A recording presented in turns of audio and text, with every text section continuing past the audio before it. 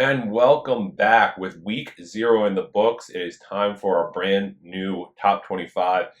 Big upset yesterday with Georgia Tech knocking off Florida State. It does shake up some things for our top 25. Nick made some pretty good adjustments for his top 25, so we have some new rankings.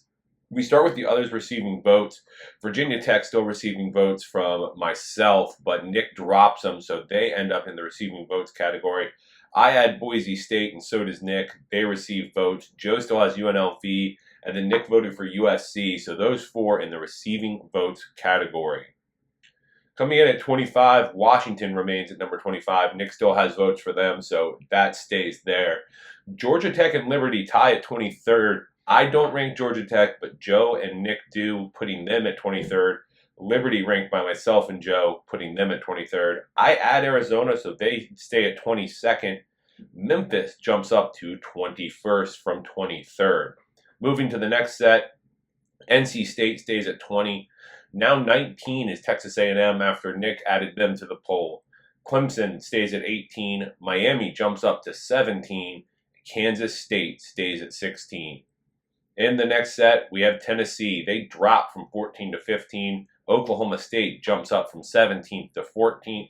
Oklahoma jumps from 15 to 13. Missouri dropped the spot from 11 to 12. LSU jumps from 13th to 11th. Moving to the top 10, Nick made an adjustment here, so Utah drops from 9 to 10, while Penn State jumps up from 10 to 9. Michigan remains 8, Notre Dame 7, and Alabama 6. The top 5 remains the same. Ole Miss comes in at 5th.